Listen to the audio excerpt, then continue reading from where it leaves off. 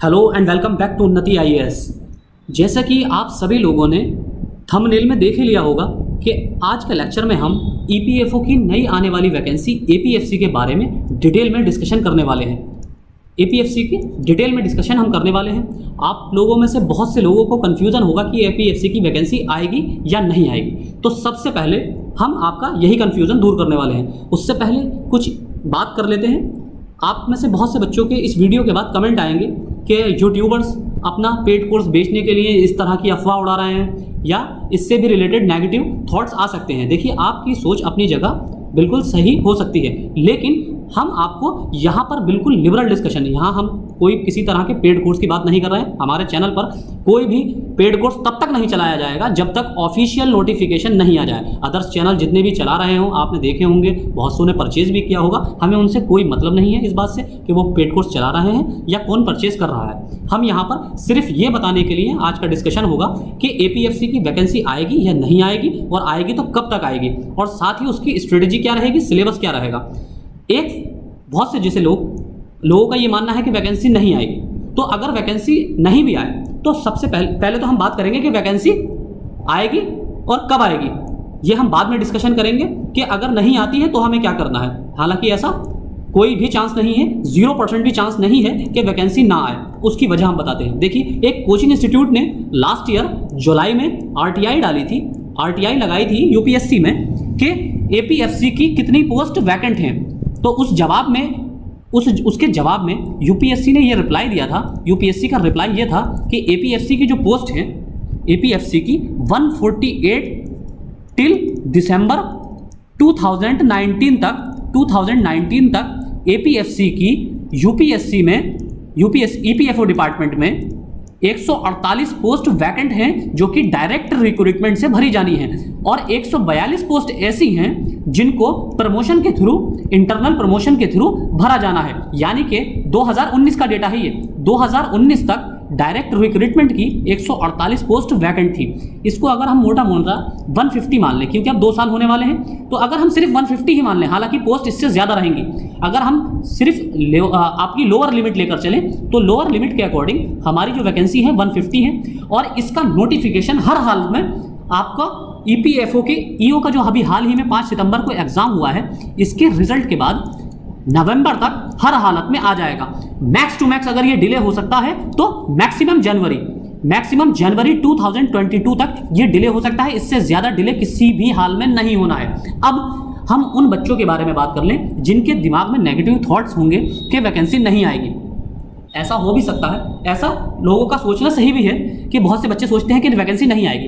तो अगर हम 1% के लिए, थोड़ी देर के लिए ये मान लें कि वैकेंसी नहीं आएगी, तो उस संदर्भ में हमें तैयारी किस तरह करनी है। देखिए, जाहिर सी बात है, अगर आप एपीएफसी के बहुत से बच्चे वेट कर रहे हैं या ऐसे बच्चे जो अदर एग्जाम्स की तैयारी कर रहे हैं, तो जाहिर सी बात है आप में से दोनों ही तरह के बच्चे, चाहे वो एपीएफसी का इंतजार कर रहे हो या फिर अदर एग्जाम्स की तैयारी कर रहे हो, कंपटीशन में जीएस का पोर्शन तो पूछा जाता है। तो इसलिए आज हम एपीएफसी का सिलेबस देखेंगे और इस तरह देखेंगे कि आपको उसमें क्या क्या पढ़ने को एक्स्ट्रा पड़ेगा, और साथ ही जीएस में आपका क्या क्या सब्जेक्ट कवर हो सकता है। तो देखिए, मेनली ये यूपीएससी का जो सिलेबस है एपीएफसी के एग्जाम का, ये 2014 में जो नोटिफिकेशन आया था, जिसका एग्जाम 2015-16 में हुआ है, ये 2015-16 वाले का एग्जाम पैटर्न है, सिलेबस है। इसमें अब जो वैकेंसी नोटिफिकेशन आएगा उसमें कोई भी किसी भी तरह का चेंजेस नहीं होना है। सिर्फ अगर चांसेस हैं तो सिर्फ इतने हैं कि एज लिमिट जो एपीएफसी के लिए 35 ईयर्स मांगी जाती थी, उसको घटाकर 32 ईयर्स किया जा सकता है। देखिए, हम कह रहे हैं कि किया जा सकता है, ऐसा कोई ज़रूरी नहीं है। इसके अलावा अगर ये चेंजेस हुई तो सिर्फ यही होगी एज को लेकर। इसके अलावा कोई भी एक पॉइंट की भी चेंजेस एपीएफसी के नोटिफिकेशन में नहीं होनी है। जैसा 2015 में आया था, एज इट इज नोटिफिकेशन अब की बार आपको देखने को मिलेगा। अब बात कर लेते हैं इसके सिलेबस की। यही सेम सिलेबस आपको इस बार भी देखने के लिए मिलेगा। अब हम उन सब स्टूडेंट्स की बात करते हैं जो स्टूडेंट्स ये मानते हैं कि एपीएफसी की वैकेंसी नहीं आएगी। अब मान लेते हैं 1% थोड़ी देर के लिए कि वैकेंसी नहीं आएगी, तो अब आप इसमें वो सब्जेक्ट चूज कीजिए जो आपके कॉमन सब्जेक्ट हैं जीएस के पर्सपेक्टिव में, जो आपको जीएस के लिए पढ़ने ही पढ़ने हैं। जिनको आप जीएस के पर्सपेक्टिव में हर हालत में पढ़ते हैं। तो कौन सा है? Indian culture. इंडियन कल्चर में आप एनसीईआरटी पढ़ते हैं, आप नितिन सिंघानिया की आर्ट एंड कल्चर पढ़ते हैं, हेरिटेज के संदर्भ में भी आप आर्ट एंड कल्चर पढ़ते हैं, साथ ही साथ आप मुगल वास्तुकला पढ़ते हैं, मुगल आर्किटेक्ट पढ़ते हैं। तो ये भी आपको पढ़ना है। देखिए, आप चाहे स्टेट सर्विस कमीशन की तैयारी कर रहे हो या फिर यूपीएससी आईएएस की, आई एम सॉरी।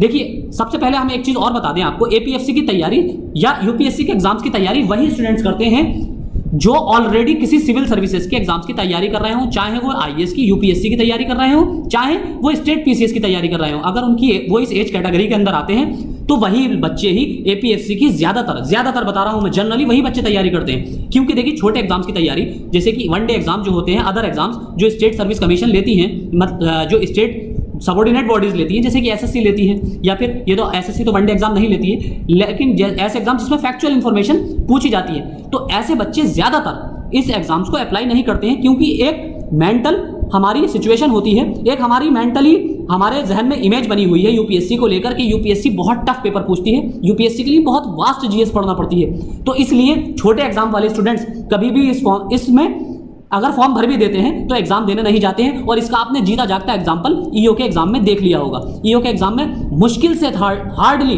33% अटेंडेंस रही है, और इससे भी कम आपको इसमें देखने को मिलेगी। यानी कि इससे भी कम स्टूडेंट्स, अटेंडेंस की तो बात हम नहीं करेंगे, लेकिन जो ओवरऑल नंबर ऑफ स्टूडेंट्स होंगे वो आपको एपीएफसी में और भी कम देखने को मिलेंगे। उसकी वजह यही है क्योंकि बहुत एडवांस लेवल की जीएस पूछी जाती है। देखिए, यूपीएससी जीएस से कोई समझौता नहीं करती है, जीएस हमेशा एडवांस लेवल की रहेगी। आपने ईओ के एग्जाम में देख लिया होगा, हालांकि ईओ में थोड़े ट्रिकी क्वेश्चंस थे और इजी क्वेश्चंस थे, स्ट्रेट फैक्चुअल क्वेश्चन भी थे। लेकिन अगर आप यूपीएससी एपीएफसी का 2015 वाला पेपर देखेंगे तो आपको एंशिएंट हिस्ट्री के क्वेश्चन ऐसे मिलेंगे कि आप शायद 2-3 साल की तैयारी करके भी उन क्वेश्चंस को सॉल्व ना कर सकें।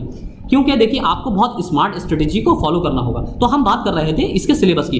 अगर नोटिफिकेशन नहीं भी आता है, जो कि ऐसा मुमकिन किसी भी हालत में नहीं है, 0% भी चांस नहीं है कि नोटिफिकेशन ना आए, हर हालत में 101% नोटिफिकेशन आना है, और 99% इसी ईयर 2021 में ही आना है, नवंबर तक आना है हर हालत में। जैसे ही इसका ईओ का रिटर्न का रिजल्ट आएगा, तुरंत 15 दिन के अंदर इसका नोटिफिकेशन जारी कर दिया जाएगा ईओ के इंटरव्यू से पहले।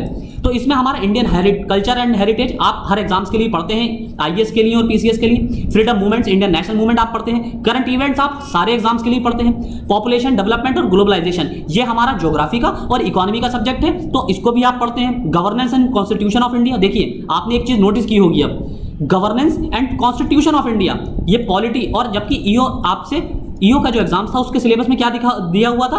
Polity, Indian polity. दोनों चीजों में फर्क है।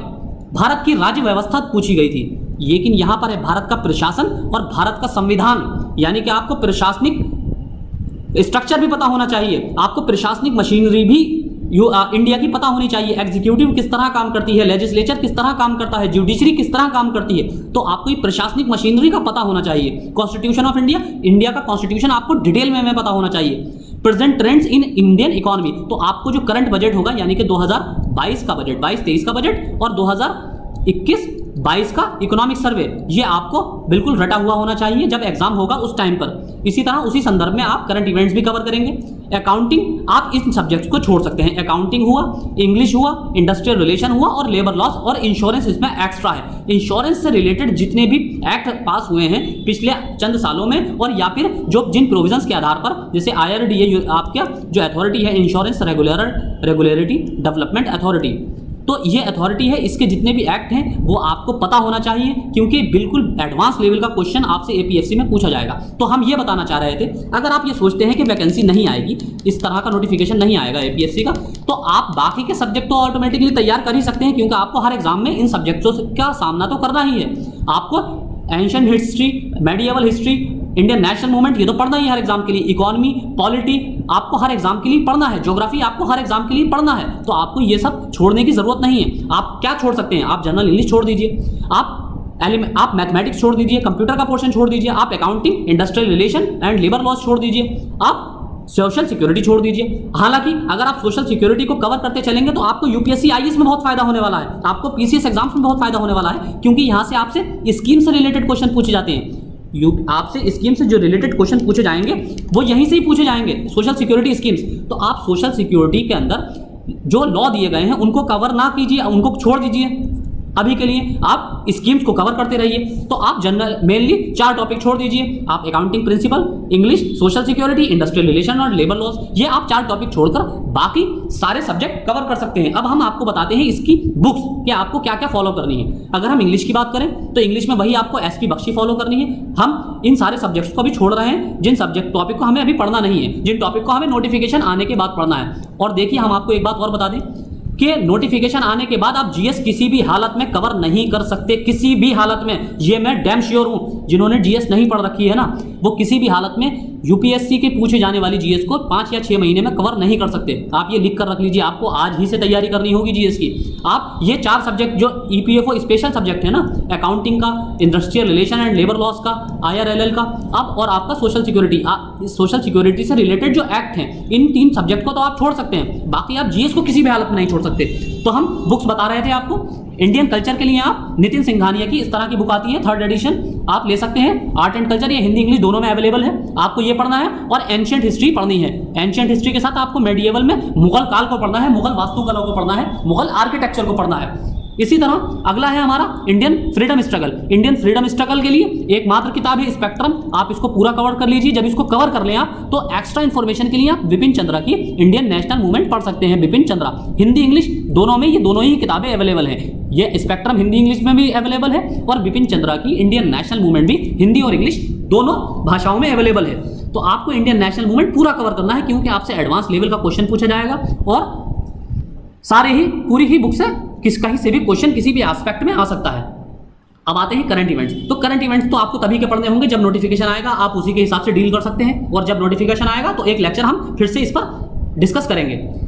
फिर है पॉपुलेशन डेवलपमेंट एंड ग्लोबलाइजेशन, जो आपके लिए एकदम बिल्कुल हो सकता है न्यू लग रहा हो आपको। इसके लिए आपको क्या करना है, एनसीईआरटी तो पढ़नी ही है। एनसीईआरटी से आपका बेस क्लियर होगा कि डेमोग्राफी क्या होती है, डेमोग्राफिक डिविडेंड क्या होता है, ये सब चीजें आपकी क्लियर होंगी एनसीईआरटी से। ज्योग्राफी की एनसीईआरटी हो और आपको इकोनॉमिक्स की एनसीईआरटी पढ़नी है। देखिए इकोनॉमिक्स का जो हमने ऊपर पोर्शन डिस्कस किया है, उसमें हम एक चीज आपको बताना भूल गए कि इकोनॉमी के अंदर आपको 11th क्लास कि देखिए 9th to 12th की आपको इकोनॉमी तो कवर करनी ही है, जिसमें आपको माइक्रो इकोनॉमी का चैप्टर जो है, बुक जो है वो छोड़ देनी है।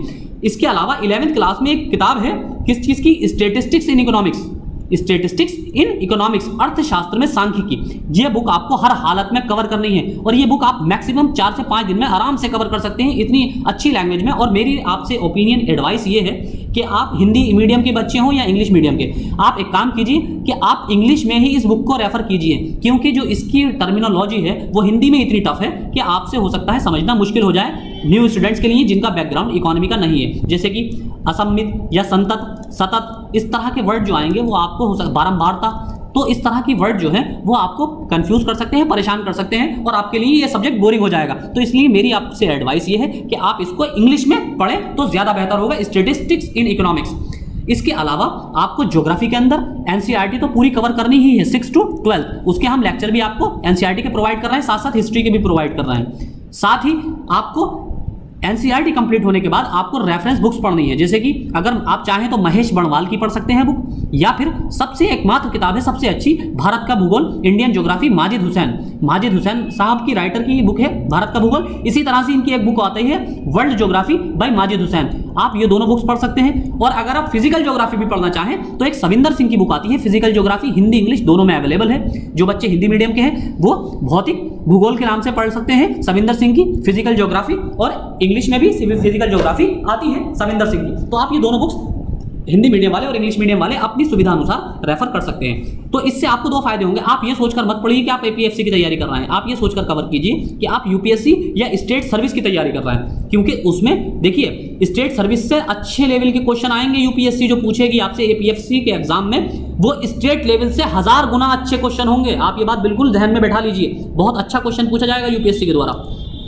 आगे है governance and constitution of India. इसमें आपके लिए एक पॉलिटी के लिए बाइबल कही जाने वाली भारत की राज्य व्यवस्था, यही एक किताब है। इसमें अगर गवर्नेंस का पोर्शन की बात की जाए तो आपका जो पार्लियामेंट का जो चैप्टर है, स्टेट लेजिस्लेचर का जो चैप्टर है, ये बहुत ज़्यादा इंपॉर्टेंट हो जाएंगे एपीएफसी के एग्जाम्स में।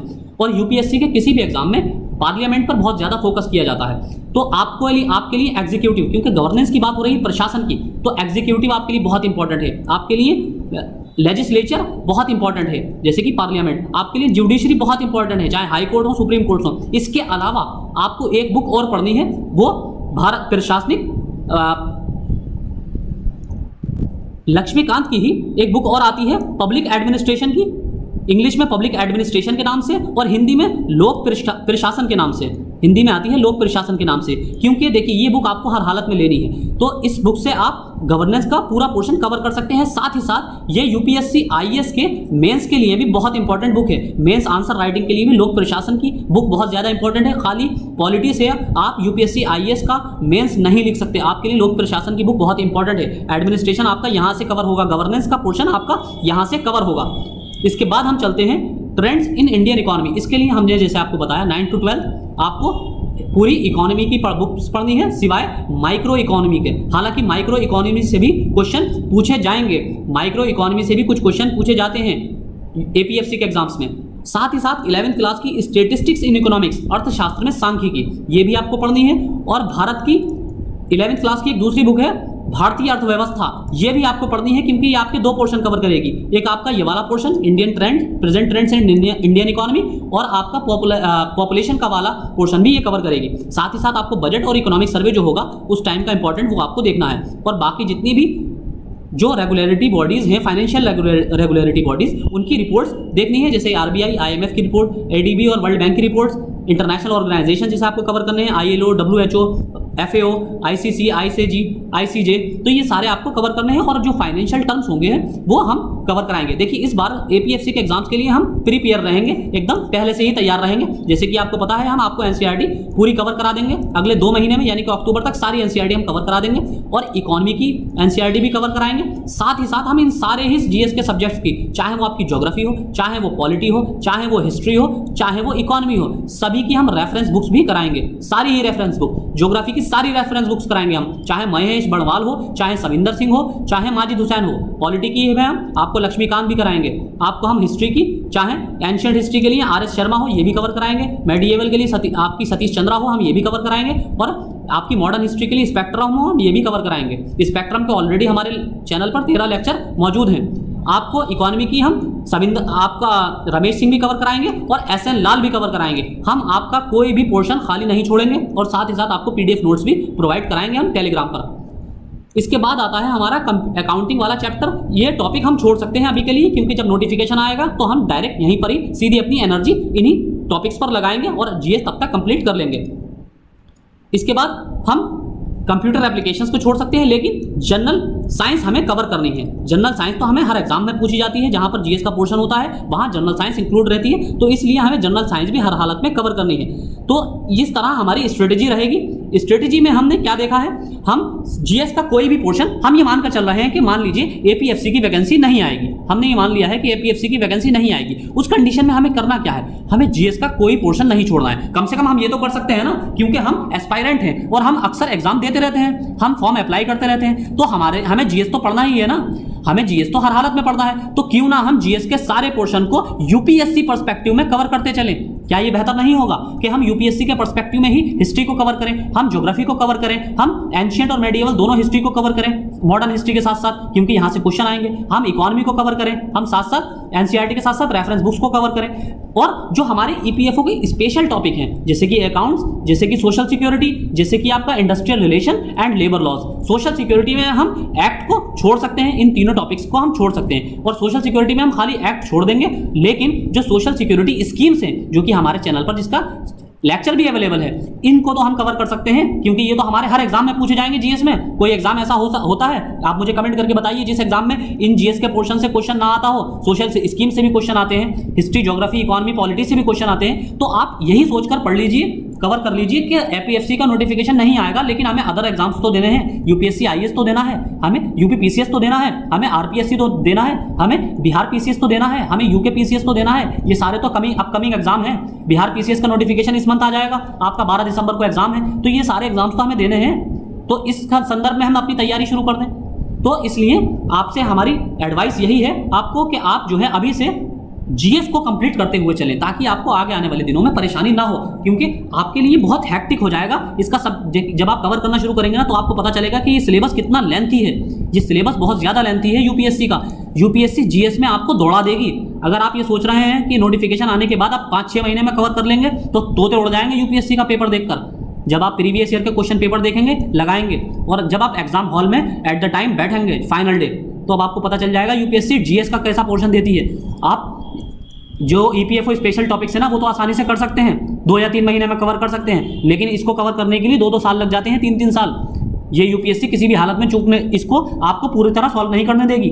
तो इसलिए आपको अभी से तैयारी करनी होगी, और आपका नोटिफिकेशन 99% नवंबर तक आ जाएगा, और 101% 2022 जनवरी तक आपको 101% देखने को मिल जाएगा। या तो नवंबर में तो पूरे चांस है, नवंबर तक आपका नोटिफिकेशन आ जाएगा। जैसे ही रिटर्न का रिजल्ट आ जाएगा ईपीएफओ का, तुरंत इसका नोटिफिकेशन आ जाएगा 15 दिन के अंदर। तो ये हमारा लेक्चर था, एक स्ट्रेटेजी हम यूपीएससी आईएएस प्री देने वालों के लिए बनाएंगे।